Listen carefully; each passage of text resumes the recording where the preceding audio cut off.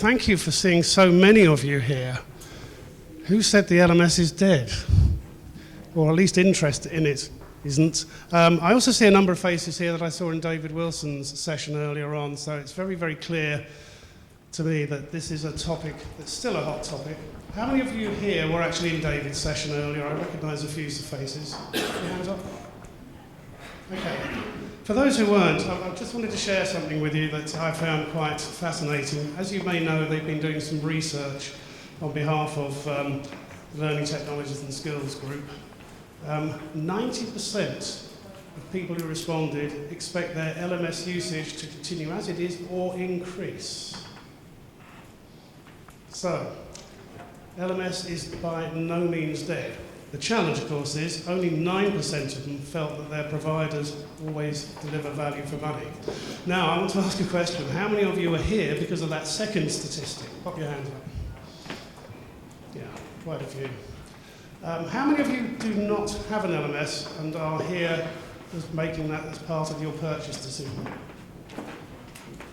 Okay, great. So you've done the right thing coming here. We have a great panel of people to talk to you today. Ask questions. That's what they're here for.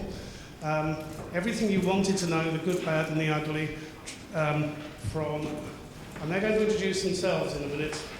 But we have Caleb Foster, Drew, Clare, and Andrew Lax. Now, each of these has a very, very different story to tell. You're going to learn a lot from them. I do have backup questions in case you haven't got any yourself. I appreciate it's only just after lunch. And when this session is finished, I would recommend for those who haven't done so, pop down and see the Fosway group and pick up some of their materials. They have some great information about the results of their survey. See what your peers are thinking in this space and their own 9-box grid on learning management systems, then go and speak to the vendors. Okay, so without any further ado, I'm going to ask you to start. Drew, tell us a little bit about your company and why you've got an LMS and what your experience to date has been so far. Sure, so my name is Drew Clare. I'm at KPMG. I work for KPMG International as part of a people technology group. So we look after learning, recruitment, performance, development, all of the sort of HR tech side of things. I've been at KPMG about 10 years, and in the past 8 we must have discussed a global LMS every year up until this date. But things were never quite right to implement it until very recently. So there was a large project to review all of L&D spend across all of our member firm structure, and we're structured with about 140 separate KPMGs around the world. So there is massive expenditure with L&D, there is massive untracked costs, huge duplication in both content and the deployment efforts to deliver that content, and very little efficiencies across a number of LMSs. So the landscape was really ripe to implement something that could resolve this, and it was decided that a global LMS would do that. We RFP'd for 7 vendors, and I think all 7 are downstairs, and ended up picking SuccessFactors as our partner of choice. We went through a very long list of requirements, which were scored against all of the vendors, and through a number of rounds, we gradually whittled them down to just the final person, or the final company. That in itself is relatively straightforward as LMS selection goes, but each member firm we have with its own legal entity, their own profit and loss, so we can't really mandate that they take anything from a global perspective. We have to get their buy-in and their support for the business case. This took a couple of years really from start to finish to have them on board, but once we finally settled on a cost model that they would get into, it actually became a very sensible proposition for them to take. That cost model really represented all the board firms, and there are about 21 we have globally paying for the project, and every other member firm paying for the licenses. So it made it very cheap for the smaller firms to get on board, but at the same time we could still manage it using the bigger guys to support them. So a very collaborative and cooperative solution was found. Okay, thanks so much. Hello everyone, my name's Andrew Lax and I'm the Dean of Phillips University for Audit to Cash and ID to Market, and I'm also the Global Head of Learning Technologies I work for Royal Phillips, so hopefully, or many of you buy Phillips products. If not, please go on the internet or to the shops and buy lots, because they're absolutely fantastic. Or if you go into a hospital, hopefully you're going to be looked after by a doctor or nurse with some Phillips equipment. So Phillips is an organisation. We are just splitting the organisation. So if you know a little bit about Phillips, I'm in the health tech division, and there's also a lighting division. So 1 hour ago, I launched another LMS into the lighting division, and I can talk about that later. But we as an organisation, we use Cornerstone On Demand, but we actually use 2 other learning management systems as well. So we use an operational one for our corporate organisation, which I'm in charge of, which is Cornerstone On Demand. We use a commercial one, which is a money-generating side of the organisation. Multi-million dollars it makes, selling healthcare products to hospitals in the US and globally around the world. And because we're a medical organisation and heavily regulated, we use a document management system called TEDS for all of our regulatory materials. I've been in Phillips 3 years now. I was specifically brought into Phillips to help transform and set up the Phillips University concept. So we had several training departments globally in Phillips, totally working independently, lots of different content, same titles across all of the business, millions of contracts, lots of learning management systems, probably more than each individual in this room. Phillips is a large organisation, 120,000 employees at the time when I joined, and we acquired companies at an alarming great rate for the success of Phillips, which makes my job a little bit more challenging. What I can say is I was really brought in to not only launch the tech, but to put the support organisation as well, making sure we had an outsourced service organisation looking out after our employees. We insourced that back, and I also designed all of the global processes. I put in a content team based in Pune in India to develop all of our content globally. And of course, we successfully connected Cornerstone On Demand to our Workday, which is our HRIS backbone. Thanks very much. Caleb. Good afternoon. So I'm Caleb Foster. I work for a company called Compass Group. They're actually the world's largest provider of catering and support services, but probably quite anonymous on the face of it as well.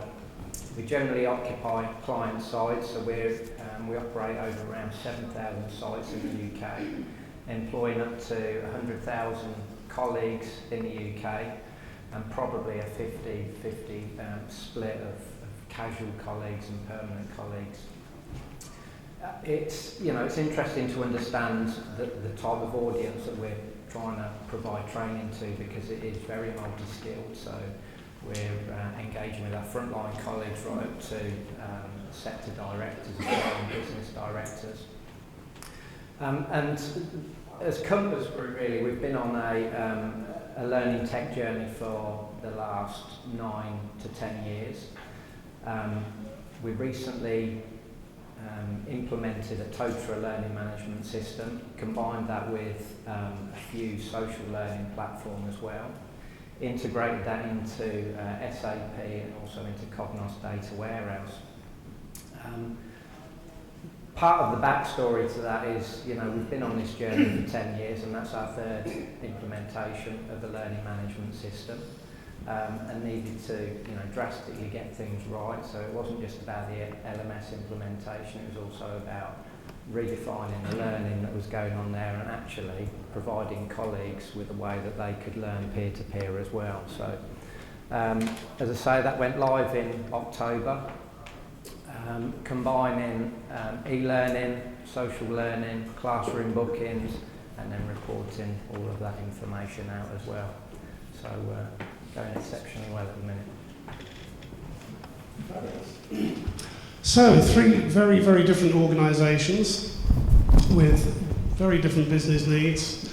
I've got a question for them myself first, but whilst they're answering that one, please make sure you've got some questions to ask them now, because this is a great time to get the experience of, I won't say how many years between them in implementing LMSs, but there's quite a bit up here. So, my question for you, and this comes from the session this morning that David Wilson and David Perry ran.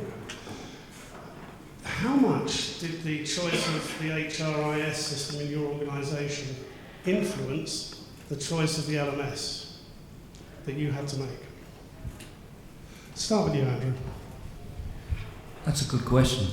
Well, we're a Workday outfit, and also our core corporate LMS is Cornerstone On Demand. And of course, the interface with Workday, it's a natural sync. Now, it would be fantastic for me to say, yeah, it was part of the decision process, but actually it wasn't. We were more focused on what value would the learning management system actually deliver our core business, and could it actually meet our potential business case. So yes, it did have a factor. We were interested in the hierarchy, and we were interested in the data feed, which is paramountly important to any learning management system, because of course rubbish in is rubbish out, but it wasn't a major factor. And I guess for KPMG, it's a non-issue. Well, we're a SAP house on premise anyway, but the choice to go with HCM from SuccessFactors came after we selected learning. But as we were going through the learning selection, it was a consideration. We would see massive benefits from having a learning platform in the same suite as other HCM products. Interesting. And Caleb, you were the only one of the three actually who mentioned the magic words data warehouse, which always made me think that you probably got some ideas that are a bit different in terms of getting data out of your system. So was the choice of the LMS influenced by the HR system, or have you got a much more great sort of plan of utilising best of breed stuff? So I think simplicity is at heart of everything. I think we wanted to make everything as simple as possible for our audience so we can use the learning management system. And then if anyone's in IT, and they're probably going to criticise me, but actually all I see is a data feed. So as long as we can get data out of the system, we push data into a system, that's my primary concern. And the data warehouse allows us to start seeing trends and reporting that and using that in the best way possible so we can look for efficiencies and trends and information. It's easy for us to do that in data warehouse, and I would consider trying to tie all of it for SAP. Great answer. How many people here, out of curiosity, who've got an LMS, had it forced on them because of the decision that was made for your HR system? Yeah, there's quite a few dotted around there. And for those people, if you'd have had your choice, would it have been something totally different? Yeah, okay, you don't have to answer that one. Okay, do we have any questions coming from the floor?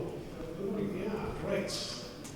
I probably shouldn't say a short one. I'm just wondering about... you have to have the microphone, Dave. It's being videoed. Just to prove to your bosses that you're here.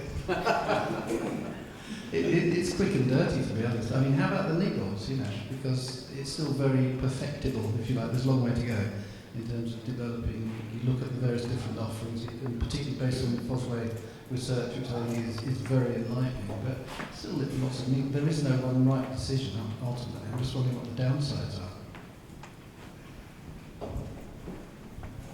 So for myself in Royal Phillips, the decision process was really, could the vendor actually work in a regulatory environment?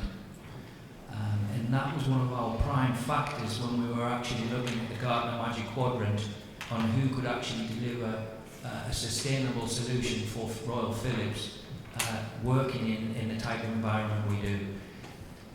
I've got to be completely honest with you, at the particular time when we were going through the RFP process, it was very limited number of suppliers out there who could actually fit that role. So that was one of our major decision processes, who could actually work in that environment. A lot of vendors claim they can, but actually the proof's in the pudding, can they? But we've had a great journey with Cornerstone, and I have to say, from a regulatory point of view, everything's working as it says on the tin. I think there's a challenge. We've certainly had a challenge with the number of member firms we have, trying to get them all onto the straight and narrow. And there are some regulatory aspects to that with different CPD requirements for different accounting boards. But it really comes down to a mindset that we've asked the firms to pick up, which is they have to move into a new direction, they have to be prepared to adapt and change, and unless they're prepared to take that mindset, then nothing you give them is ever actually going to fulfill their needs. It's real organisational change, not the technology. I mean, I've got no more to add to that really. I think that, you know, we've implemented Toadfra as a, you know, as a solution that meets our audience, and it does that, you know, particularly well really.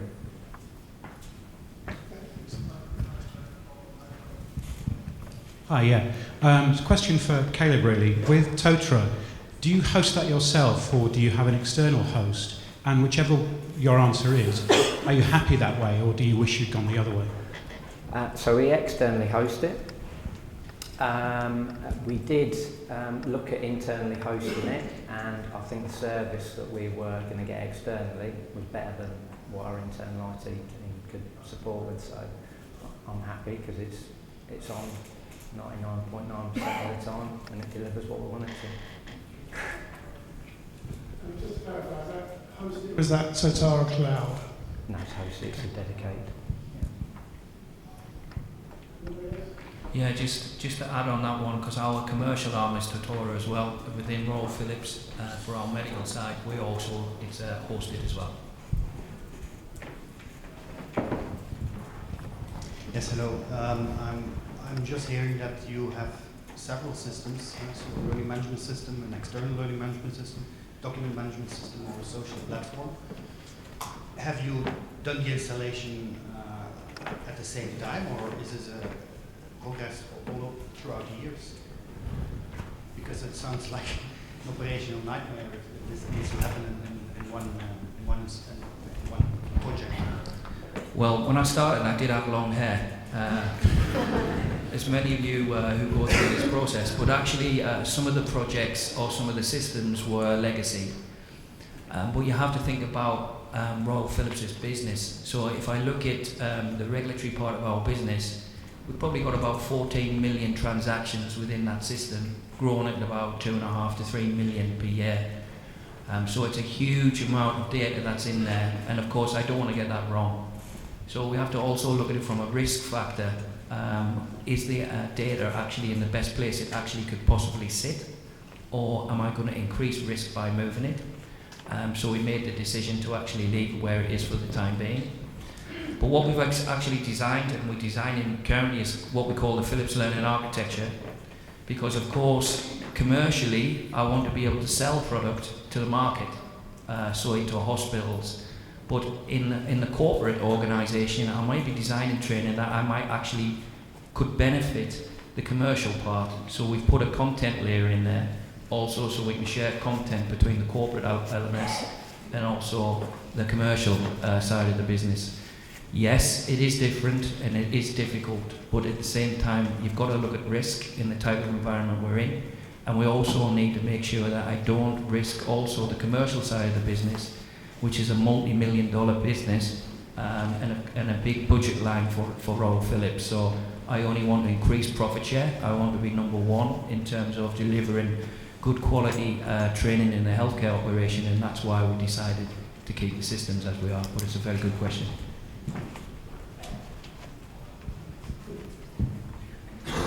Hi, you've all mentioned that you've had successful implementation and you had lots of people using the site. So I was very keen to find out how you drove people and encouraged people to start using the LMSs once you'd actually implemented them. They really have no choice. At the end of the day, with KPMG, there's a huge amount of regulatory content, advanced content that needs to be completed, whether instructor-led or web-based or virtual. There's a huge amount of skills training, so driving people to the LMS wasn't really a challenge. If they don't do the training, they can't do their job. So that was really never a problem for us. I'd sort of agree with some of that actually. So we, as part of our implementation of Toadfra, we also introduced a brand new freeballing onboarding journey as well. So new colleagues coming into our business are not forced because they understand it's mainly about the content on there anyway. I always see the LMS is about the glue that holds all that together. So they're going on that journey, whether they know it or not. But actually, it's really important to have quality content on there, because if they've got to do something, then there's nothing worse than doing something and then thinking, well, that was rubbish anyway. And so actually, it's got to be twofold. I know I've got to do this, and I'm really bloody enjoying it as well. And so that's always at the forefront of our mind. But again, they use it. They're then, if their first experience is a good one, they're then coming back for repeat good experience. So in Royal Phillips, really the challenge was, how can we really get staff motivated to go into system A, B or C? Now, of course, all of us in the corporate world at some time have done our compliance training, and all have experienced some of the most wonderful training that possibly we could possibly do. So my advice to any one of you is to really think more about the change activity in your organisation. Link it to, you could have a performance review cycle within HR, combine it with some sort of individual development plan activity, making sure that the line actually can see the advantages of what the actual department can do rather than the system. The system's really irrelevant. It's more about what learning development opportunities and career paths you're going to actually offer your employees. And if you communicate, oh, I've got a brand new learning management system, will Joe Broggs actually in Timbuktu actually understand that? The answer is no. So try and make it as simple as possible for your employees and really, really work hard on the change. Absolutely, and just to add to that, from my own perspective, I'm part of the Hitachi group. We are a global user of Skillsoft's content, and just sticking that on an LMS and expecting people to use it out of self-choice, it doesn't get used. And I totally agree. We've got to link it all together, and that's one way the LMS can certainly help. Was there another question about this? Anybody else?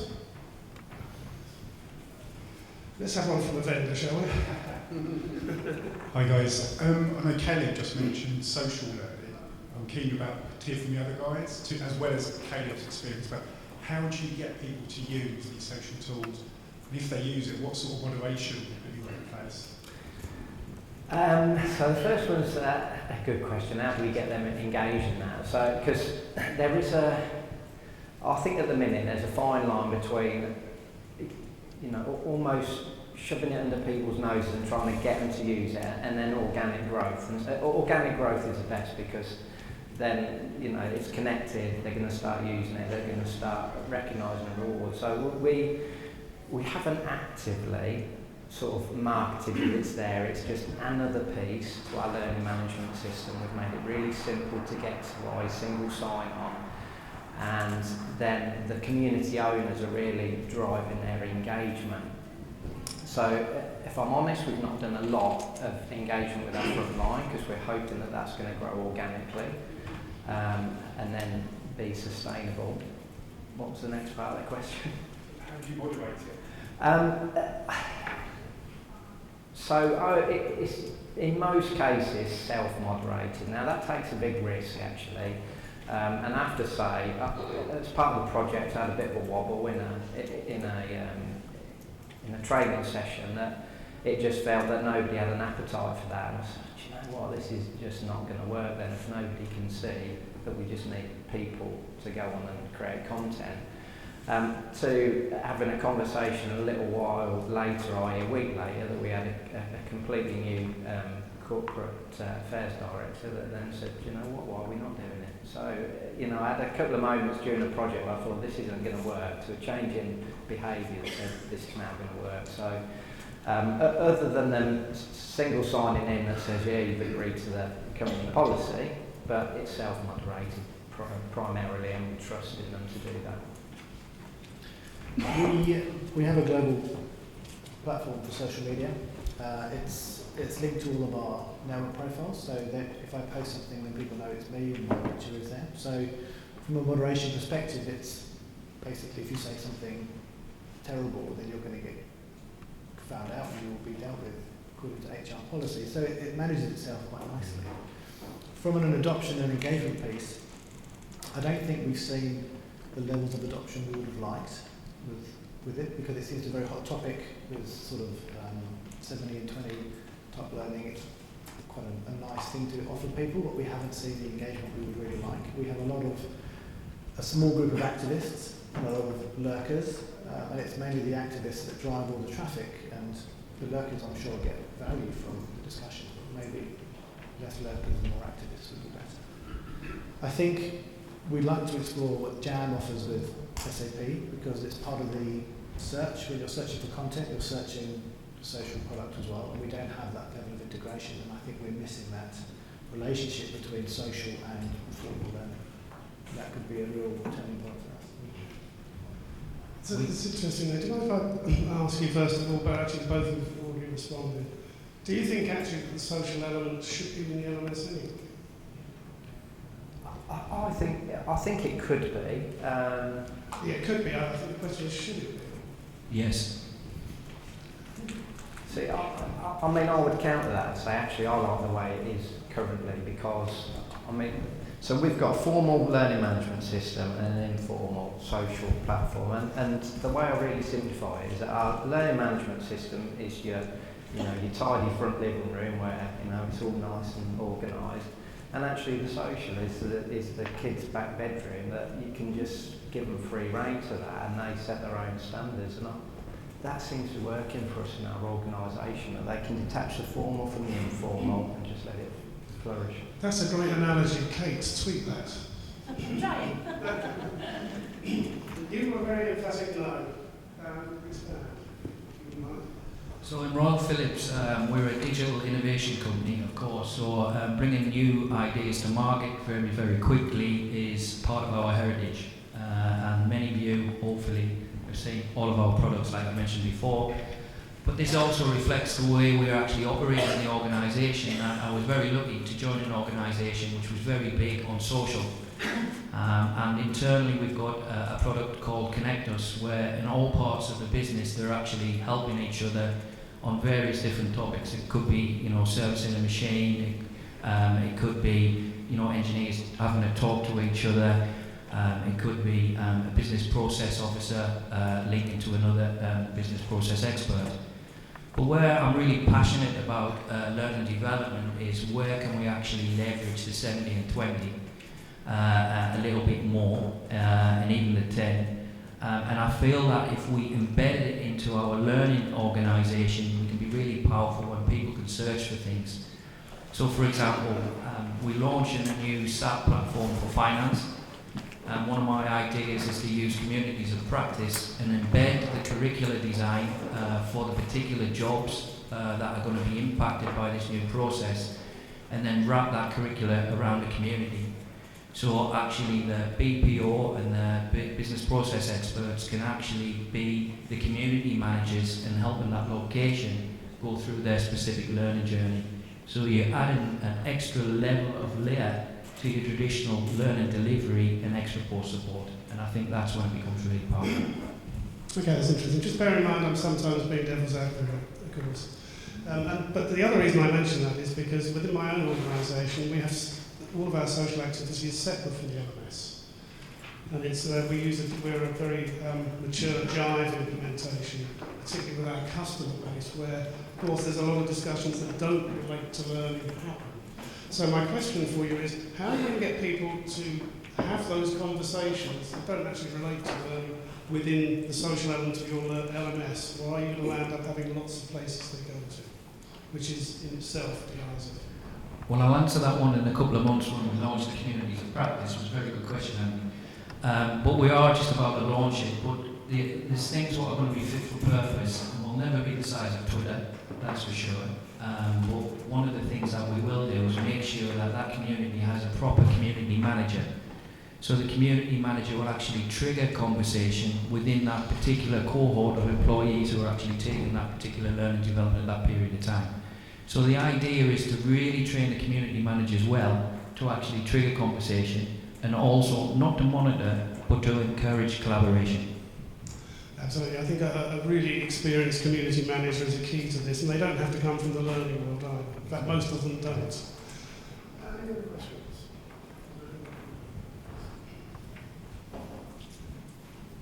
We've still got some time to go, so don't be shy. Thanks.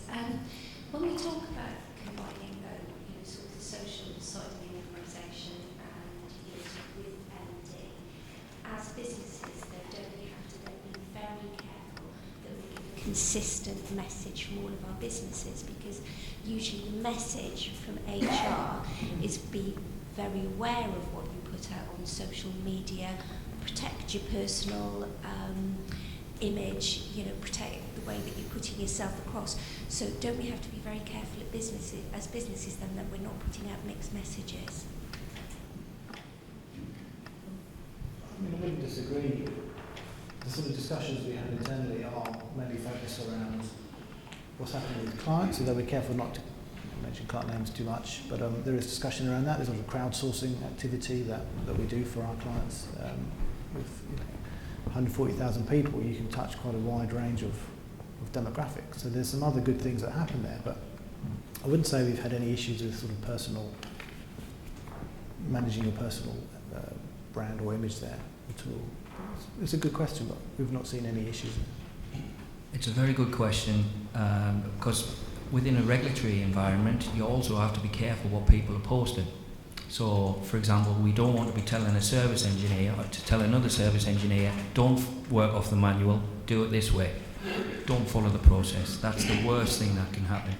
And this is also what we will encourage the community managers to actually make sure that the conversations are relevant to that particular learning activity and not going off on tangent. It's a brilliant question, but I think we've all got to learn basically from the lessons we all face every day. But maybe in a couple of months' time I can tell you how it's worked. Yeah, I don't think we've experienced the negative effect of the social yet. I'm sure we'll get to that in some place, and we'll manage it accordingly, and then we'll learn and move on from there. I think it's about a business taking enough risk to move forward with that, because if we haven't got an appetite for risk, then we're never going to move forward anyway. And actually, the objective is peer-to-peer learning, peer-to-peer knowledge sharing, information sharing, and actually, we as organisations, we become fixated on the what if. What if they do that? What if they do that? Well, what if we haven't got that system and we don't share any of that knowledge? We're probably adding another level of bureaucracy to train them in the right way, when actually all of our people have got the knowledge to share. So I haven't got the answer. We haven't hit those sort of issues yet. No doubt we will.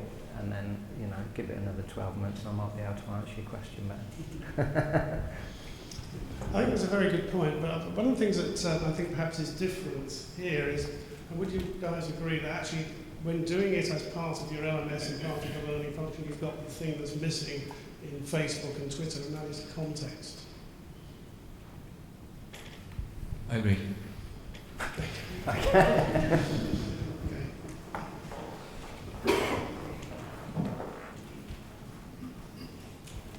Afternoon, gentlemen. Very quick question. In each of your situations, did you see the implementation of the LMS, which again is a means of delivery of content, as an opportunity to revisit your content, to actually redesign what it is based on the capabilities of the systems that you implemented? And also in doing so, I would assume that you have different owners of content across the business, and what level of pushback or challenges did you encounter with those groups who effectively owned the content? So I think our implementation of an LMS was actually born out more of the content need. So, but the whole project was implementation of pre-boarding, onboarding, LMS, social learning. So it was a big project. But actually take that opportunity to refresh all the content, make it adaptive, mobile devices as well. And in terms of the content owners, so some of them, just jump on board. I absolutely get it. It needs to be changed. It needs to bring the welfare to multi-device.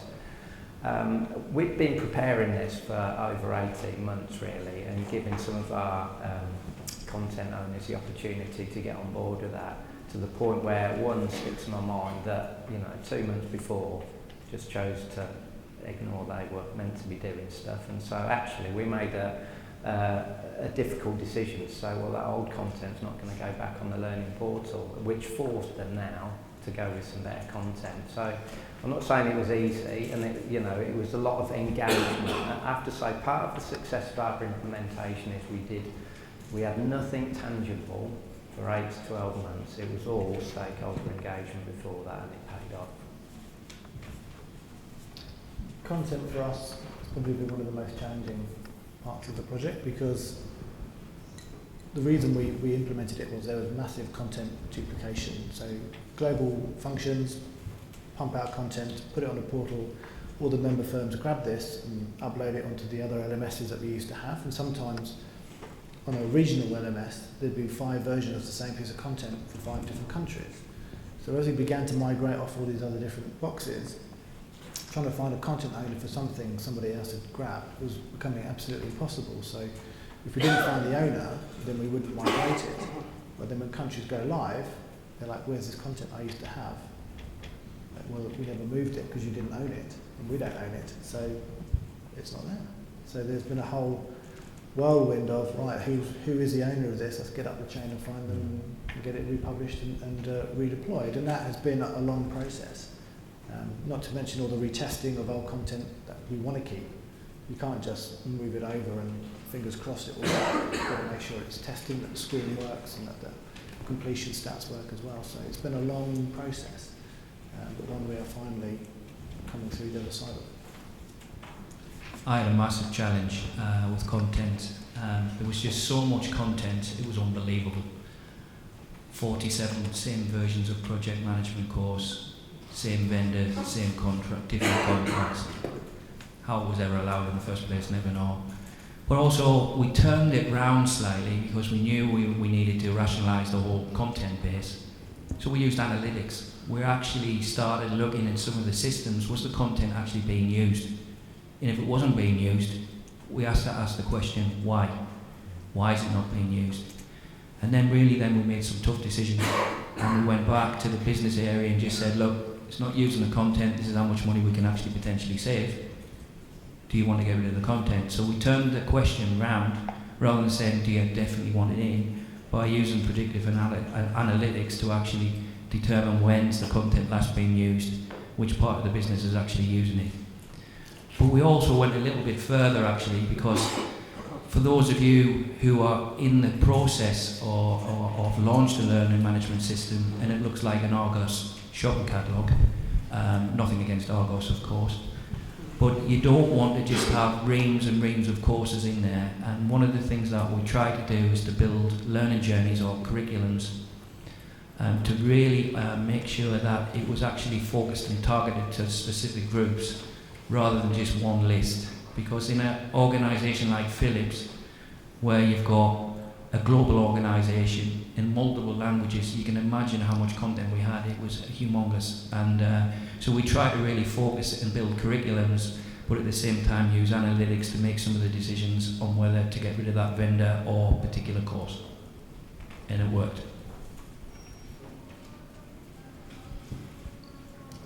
Great. So just to add to that, there was I used to work for a UK-based insurance company. When I first went there, we had, I think, 7 different versions of Data Protection Act training.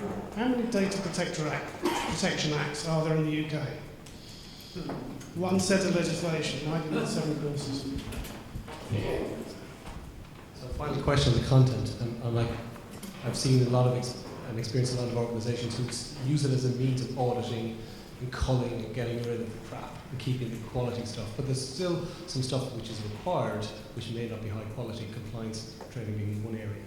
But I suppose if you were looking at a new way of deploying or designing content, where did the budget for that sit? Because if it was separate from the LMS and the business owned the development of the content, were you kind of looking at a challenge of managing budgets, but then if they were having to redesign and rebuild their courses, particularly if you're looking to do mobile delivery, for example? Sounding like I'm a very lucky guy, but maybe I am because I work for Phillips. But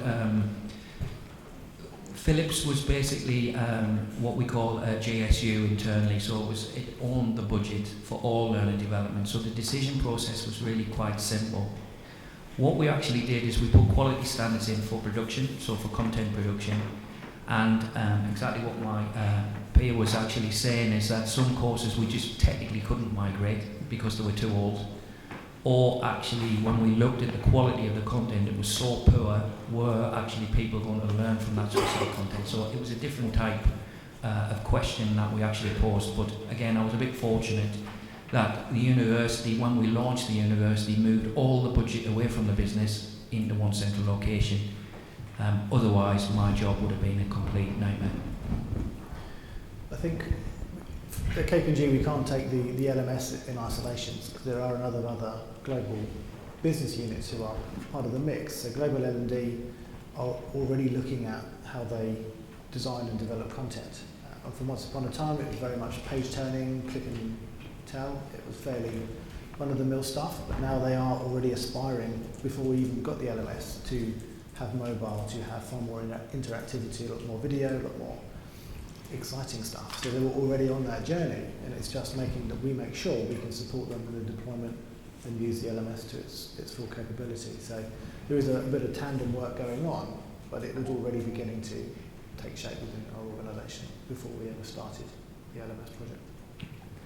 I think at Compass Group, so we have an interesting model of delivering training internally. So part of the implementation of the project was we'd already identified key pieces of training that needed updating technically or in terms of the look of the content, and we built some of that into our project.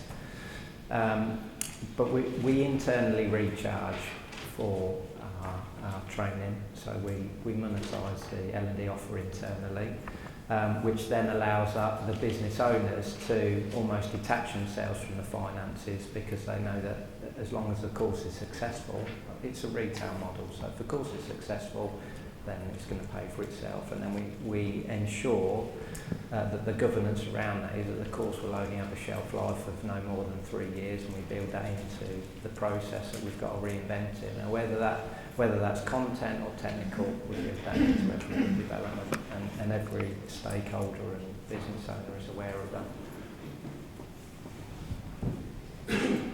That's interesting you talk about building the shelf life in, and we do the same at my organisation, because we are selling courses to our customers and partners. But I can't believe how many thousands of courses you guys must have with products that you're still supporting at Phillips that are no longer for sale.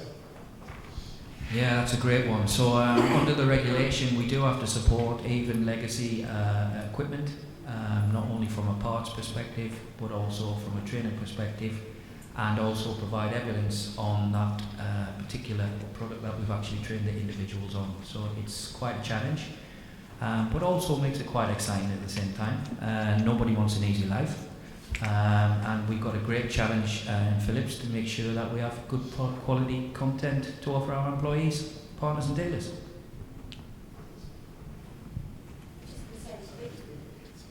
You get top marks sort of in your annual report for your sustainability effort there. And have you read it? Because that's one of the things that we've just actually published. And there's a big article in there about Phillips University and learning development.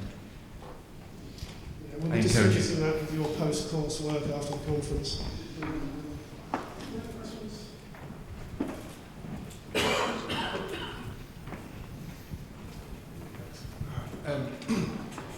Just based on your experience, what sort of advice would you give to an organisation of about 100 people as opposed to the several thousands that you're working with? Go and purchase something. Go and purchase a service. Don't think about launching a learning management system for 100 people. Not a big corporate blue chip one. I mean, there's a lot of open source product there, but really for 100 people, I would really look at it as somebody who can offer you a service. There's a lot of great vendors out there. Some of the e-learning vendors can also do it. I don't know much about your organisation. But also think about your budgets, your staffing. These things don't run by themselves. You know, don't just put technical people in there and think it's going to operate successfully in the organisation. Change. So I would go out and look at a vendor. I'm sure if there's any vendors in the room now, they'll pounce on you after this. But please ask and I'll point you in the right direction. Yeah, I have a feeling there's one that not far from you who I know that particular company does that kind of service. I think that probably goes for content that sits on there as well on the LMS. So you know, look at that approach where you know you're not investing heavily because those numbers will never stack up on an investment. I mean that's also a great number to get together and actually just ask their opinion of it as well, because you know some of the workshops that I've been working on, we'd say we've got a small stakeholder group, which look probably 100 people in that organisation. So actually, it's a great way of getting direct feedback. So what do you want to see, and how do we want to tailor that for you? One thing though, don't underestimate data privacy. So where's your organisation in the UK? You get to build society. You what, sorry? A building society. Oh, it's a building society. So yeah, think very careful about data privacy, even with the vendor. Ask them all the awkward questions. Where's the data actually sitting? Is it under the Data Protection Act? We did have the Safe Harbour Agreement, but that's sort of now gone. Think about where your data is actually going to sit. Who can see it? Why they can see it? All those type of questions ask. But again, ask me and I'll point you in the right direction. Yeah, that's a very good point about Safe Harbour actually, which I haven't heard much mentioned today, but it's a very important choice in your vendor, particularly if you're going for cloud or hosting, as to where that data sits, depending on your business need. I'm very fortunate the project I'm working on, we had the opportunity just at the same time that the Safe Harbour was going under, shall we say, to actually make a decision to host in EMEA, which at least clears one aspect of your data privacy. Although another project I'm working on is 4 months behind, not because of the vendor, not because of anything technical, purely because of data privacy issues. Yeah, it's a really good point.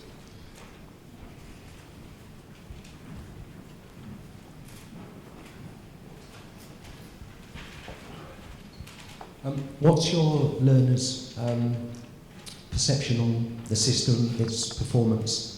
How do you handle downtime and outages, sort of plan or unplanned? Do you work in IT? Very good question. So working in a global organisation, getting the right time of the day and the right day is also a challenge. So every system will have its downtime for patch upgrades or whatever you may want to be doing in the system itself. But really, one of the things to really look for in the system, really from a performance perspective, is to make sure that the system, from a content perspective, you've got good quality standards in there from content. And I don't know much about your organisation or the bandwidth that are actually available to you and the locations you're in. But think about putting standards in there for your content, so it's not too heavy. But also, has the vendor got Akamai servers that they can actually put their content in to actually serve that content so they're cached globally or in a different location? And really, what I try to do from an LMS perspective is to tie it in with an IT release. And people always get the lovely IT messages, so I try and hide it within the IT messages to make sure that the downtime's within the IT community rather than focusing, learning development's down again. Touch wood, our downtime is very, very low because we've got a good provider, and the only reason why it's been down over the last few days is because I've just launched another LMS an hour ago, so I had to close that one down just when I had to move some people. But other than that, over the last year and a half, it's ran really, really well. We found that it's obvious that good communication around the downtimes is essential, and if there is an unexpected outage, to really hammer those channels to your key representatives around different organisations you have to make sure they're aware and then can communicate onwards to their local stakeholders. But we've run into an issue where some of our member firm IT department don't test patches with Microsoft against the LMS. So they'll get an urgent patch from Microsoft, we'll put it on the product, Internet Explorer, and then we find we can't get into our content, can't access the LMS, not because the system is wrong, but because they hadn't tested the patches they were deploying, and then it all circles around in a big maelstrom of chaos for a few hours until it all settles down. And so you do have to test with cloud. You can't just hope that it's all going to work for you. You do still need to keep on top of that. I think the two questions is that how are our audience accepting the LMS? And I think, I mean, I'm in a fortunate position where our audience is accepting of it, but actually I put it back to them because we did so much engagement to ask them what they wanted. And the two things that they came back to us were, just tell me what I need to do and tell me what's available for me to do.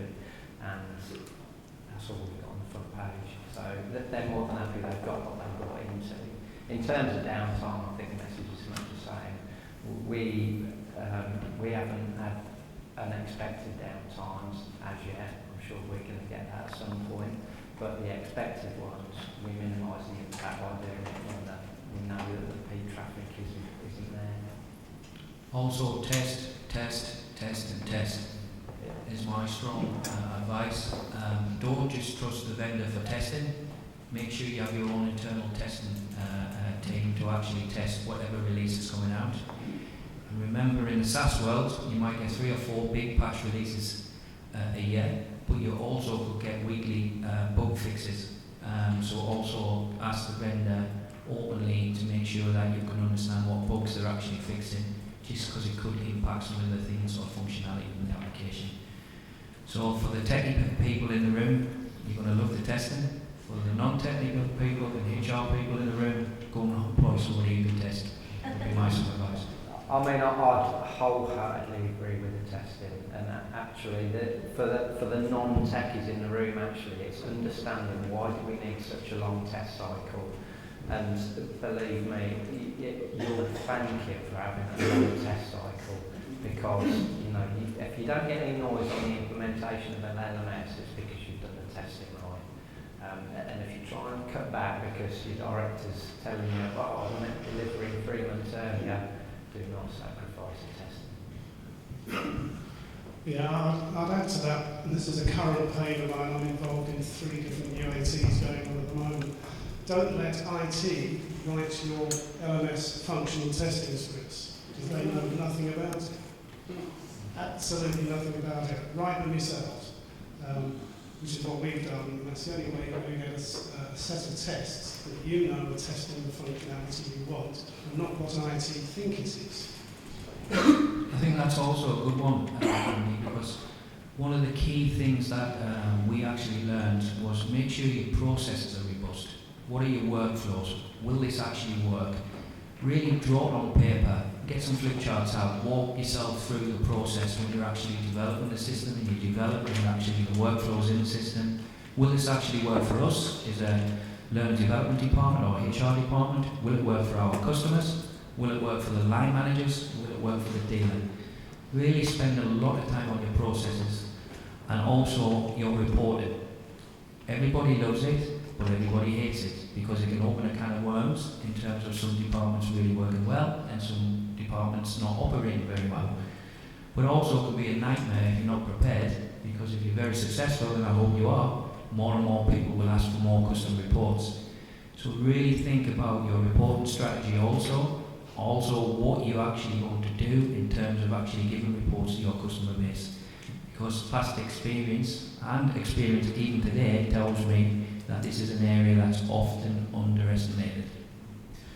We found on the business process piece especially, the firms that were prepared to take the new system processes as is without wanting to do workarounds and try and fit it to an old way of doing things were far more successful than some of the bigger firms who've used LMSs for a long time were hell bent on maintaining how they do things and how they service their internal clients. And trying to move them through this phase has taken far longer than the actual technical deployment of LMS. It's been a real uphill battle with some of them because they refuse to accept the new and move away from the old. So that's something to really consider, is how you'll manage that change from an old way of doing something to a new.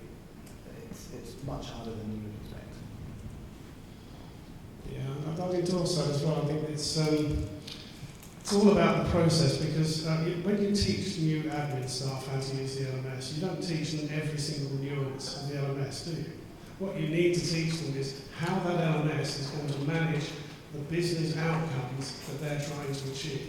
And the starting point of that has to be the business process. And we're going through that at the moment with a couple of systems. It's time consuming, but it's really, really worth it. All right. Hi, we're about to implement a new LMS in the next 6 months or so, we're just working through it now. Have you got any particular tips on comms and engagement? I know you said earlier about just don't throw out, don't just talk about the system, it's about the culture, exactly. So I guess we're trying to change the way people learn. Any tips, any ways to do it? What organisation do you work for? Access, 9,000 employees global. Yeah, I mean, we really try not to get hung up by the terms. So from the technical terms, most projects of this nature are either run by IT or a real technical, what can I say, a bit of a technical freak like myself sitting in the corner of the room who comes up with the best gadget in the world. So I really have to put my HR hat on and think about what's going to be the impact from that messaging to the employee base. But also, when it comes to the design of the application, what we did in Royal Phillips was think about what are the 4 core things an employee needs to do, and what are the 4 core things a manager needs to do. And we based our communication on that, and we also based the design of the learning management system on that as well. So basically we skimmed the LMS, basically so it didn't show you all of the functionality within it, just really lifted what they needed to do and how they could actually serve themselves and the employees who work for them. And it seemed to work quite well. We used an existing internal sort of structure around our people and communities, our business and our clients. And we basically phrased all of our communications and engagement strategy around those 3 areas. It's good for your people for these particular reasons, it's good for your business, X, Y, Z, and good for your clients because you're going to be having top-notch people on your sites working for you. So that's how we packaged up the sort of change in engagement communications. So we focused on the benefits really and kept it quite loose and fun actually.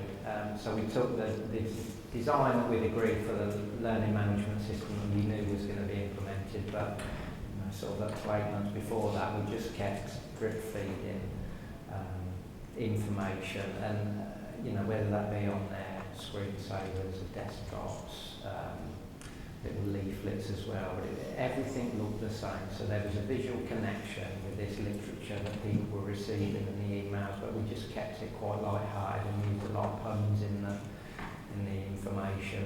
And to the end, it was because we're a catering business, so we're cooking on gas, and they saw the visual of the learning portal, and they also saw the pun and stuff. So it was just keeping it quite light-hearted, but. At the start of every project, I'd also challenge, actually you've got a technical project, or what's your comms plan as well, and make sure, there's a fine line between doing it too early and it missing your audience, but also doing it too late that they're not prepared for it, but it's got to be discussed right up front as part of the technical stuff. Don't also be frightened to ask the vendor who you're going to use for some help and some support material. And also, when you get that support material from them, make sure that you've got the term learning management system in, put your own personal brand. But if you're a large organisation, even a medium-sized organisation, you'd be quite surprised how far these vendors will stretch. Because you and their eyes are their number 1 client until you go live. And once you go live, it could be slightly different, of course, because they're on the next one. But they do have materials that you can tap into, that's for sure. Can I ask a question? No. That's not good, isn't it? Yeah, go for it. So what do you call your learning management system? KPMG Business School. What do you call yours? Phillips University.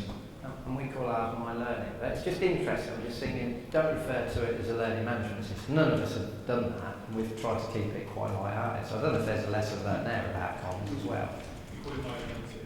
Okay.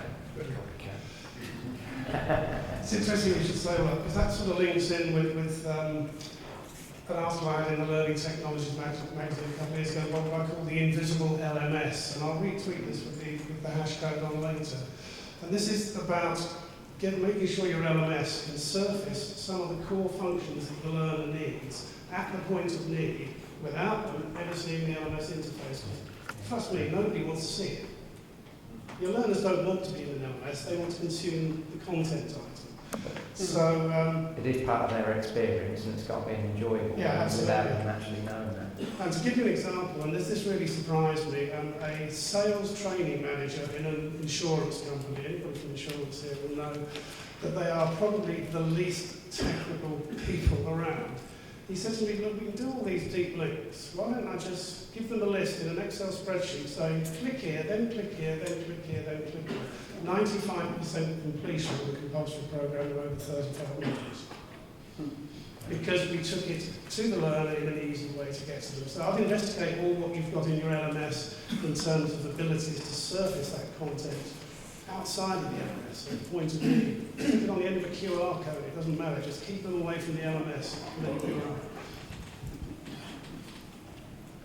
I just wanted to make sure I'm not outside the Freeballing reference, but the title here is Maximising the Value and Impact of your LMS. So I really want to get back down to that was touched on earlier. It's about budget allocation, it's about impact assessment. And in particular, I think on a, if you like, on a global and a regional level, reading from Laura's research, it says that on average organisations worldwide devote only 19% of their L&D budget to learning tech and e-learning. That climbs to 29% in the US and Canada. I'm just thinking, okay, well, do you see the value add across the regions, and how do you even start, firstly, to allocate budget and then to assess the impact of what you do?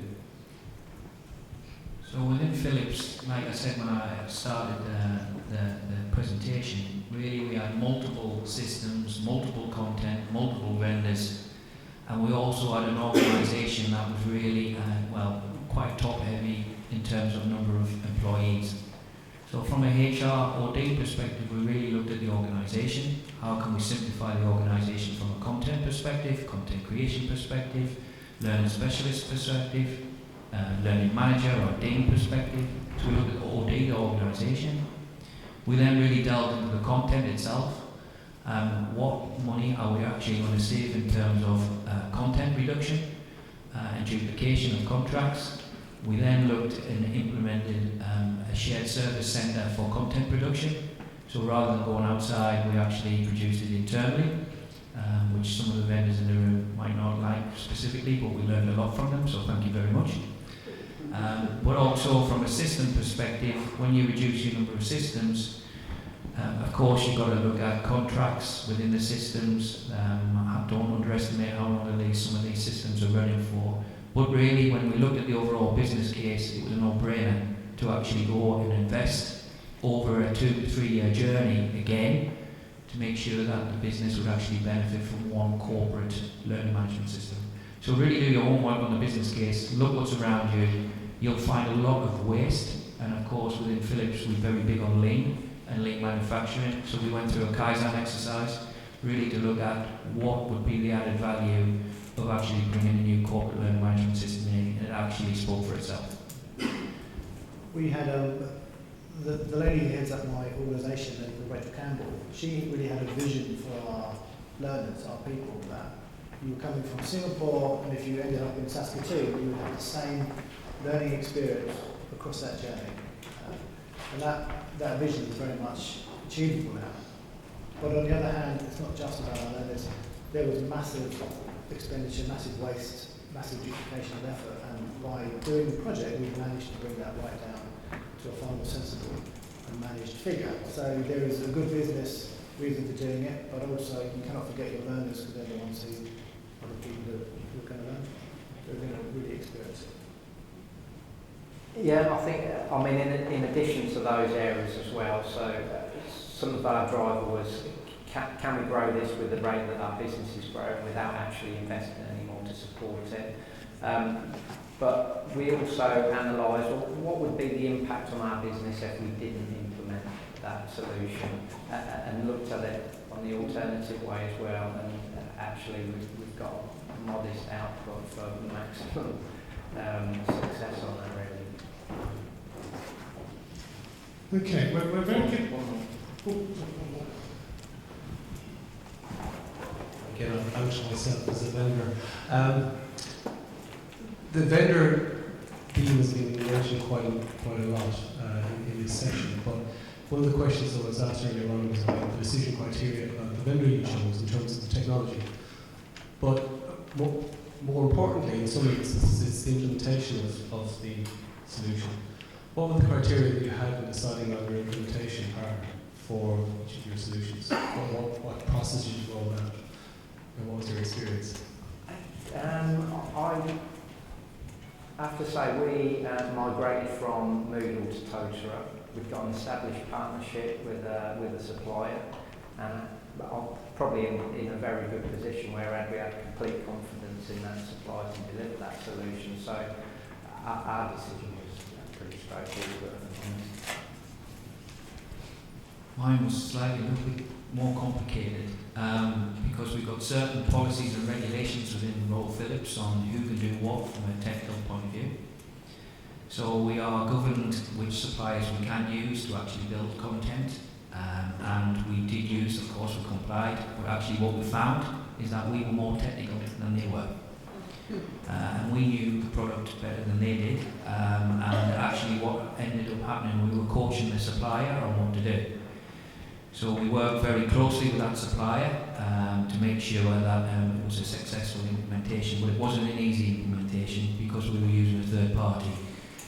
Now, of course, what I would say, if those policies are not rigorous in your organisation, use the vendor.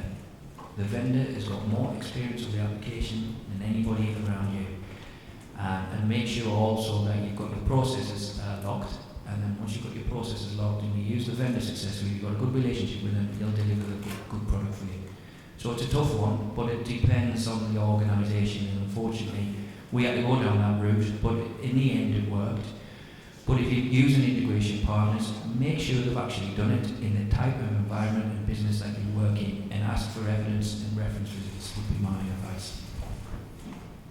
Just to pick up on Andrew's last point there, I suppose we were quite lucky that being big SAP users historically, we had contractors in, consultants and partners in over time that we built up relationships with, and they know us very, very well. They've worked on some very high-level implementations with us. So when we made the decision to move to cloud and to move to SuccessFactors, one particular contractor really stood out, and he had a very good relationship with SAP, so he knew us, he knew SAP, he knew the product, so it was really a no-brainer to kind of develop that relationship and bring him and his colleagues online to work with us, and it's been very, very successful. But we haven't had to get them up the learning curve of how KPMG fits together globally. They already know, they know the systems, they know the IT guys, they've worked with them for years, and it's actually been a massive benefit for us. Fabulous. We're just about at the end of the session. Not going to have much time to take, or no time to take more questions. What I'd suggest is if you've got more questions, tweet them using the hashtag of we are T3S2 and the Learning Technologies 16 hashtag. And each of us will keep an eye on that for the rest of the day and will answer where appropriate, even after the conference is finished. I'd like you to put your hands together for three very, very useful